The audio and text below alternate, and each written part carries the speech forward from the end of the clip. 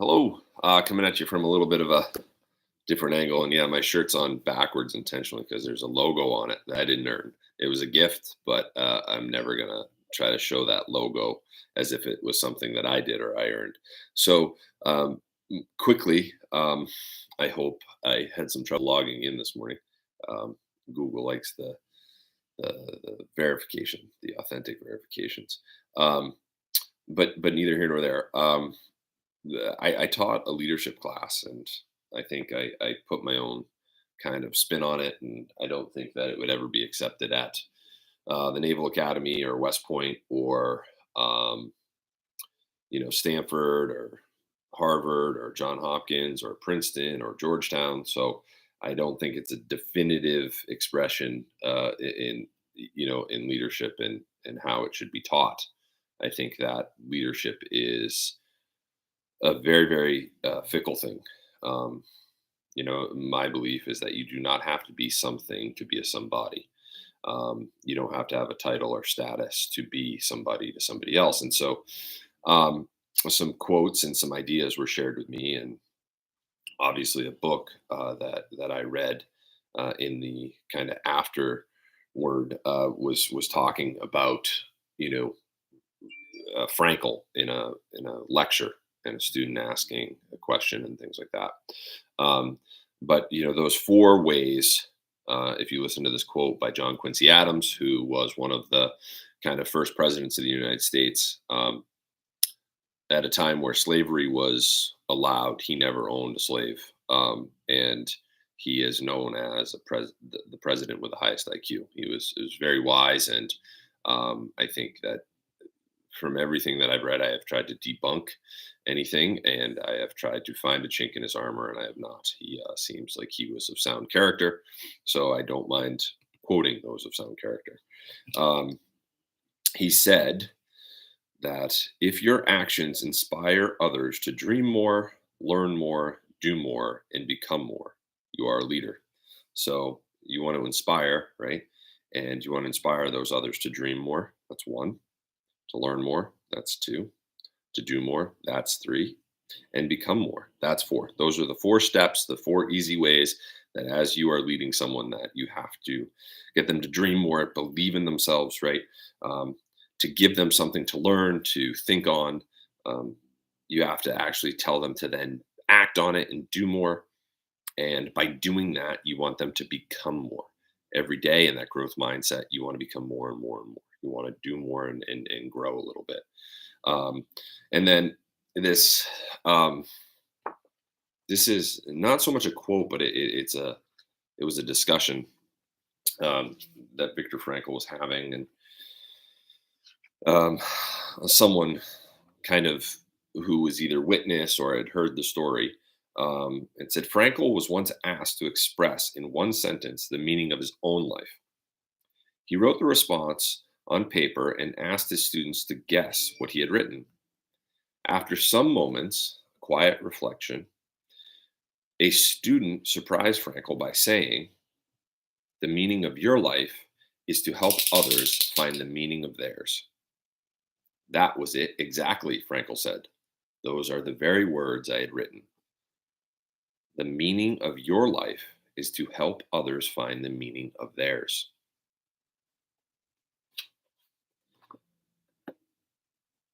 That's Frankel, right? But I think that parents are often doing that. As parents, we're not always getting it right, but what are we doing? We're trying to help our children find the meaning of their life, their purpose, their intention, their goals, their loves, um, their bliss, right? Um, and I think that if we can do that, if we can help to unlock people's meaning and purpose, we're leading them in the right direction. We're not saying that it has to match ours, right? I tell my students often that I get to sit here in a beautiful place where most people vacation, um, and I get to see them go off and do amazing things. Fly helicopters, you know, be officers in the military, travel the world, jump out of airplanes, and not just jump out of airplanes, become phenomenal at jumping out of airplanes, um, become professional athletes, become Division One athletes, become scholars at phenomenal schools, um, go into business. I mean, and everything that I just mentioned um, are all things that I can't do or haven't done. And so I'm not trying to that this isn't a backhanded brag of like I'm a leader because I inspire people and make. No, I know what the human spirit is capable of. I don't look at other people that do amazing things with jealousy or animosity. I look at it as like tap into it. Um, if you're willing to tap into it and do these things, you know people can do amazing things. They can go to the highest points. They can go to the deepest depths. They can go to the farthest reaches um, because we have the creative side of our brain. And you can't live in fear either. If you want to challenge the status quo, you have to eliminate fear and anxiety and questioning. Um, and I think that when I do cold water soaks, it's a reminder for me. I do it long enough to get really cold. I'm not going to tell you I come out as a Zen Buddhist and my hands are rock solid. Especially if I put my clothes on, like I'm really cold. And I actually really like that. That is kind of pushing to the fringe and showing me that I'm not very strong. I'm not very tough. I'm a mere speck. So that's maybe the purpose for me, and everyone's purpose is going to be different. And I think for some kids, it's when I do it, I want them to get the healthy dopamine release. I want them to feel empowered that they can challenge convention. I know it's become more popular on social media and things like that. Um, but it's a real way to help one's mental health and to keep somebody sharp. But for me, it's a way for me when things get cloudy and um,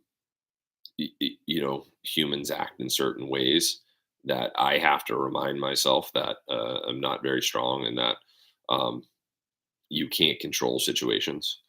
You can only control yourself. Um, so you just try to control yourself in the best way. But this book, um, when people talk about certain things and um, helping someone find their purpose, I really I don't know. I didn't hear about this book, and I don't know if it was just because I was blind. Um, but I didn't hear about this book in high school, and I'm glad I didn't because I don't know if I would be mature enough to read it. But Viktor Frankl's Man's Search for Meaning, I feel that it should be a required reading for all high school students, especially this day and age, to understand the depths. And there's some very important stuff in that book, not just that kind of last part where he was in a lecture, his own experiences and his reflection on how you have to really see the human.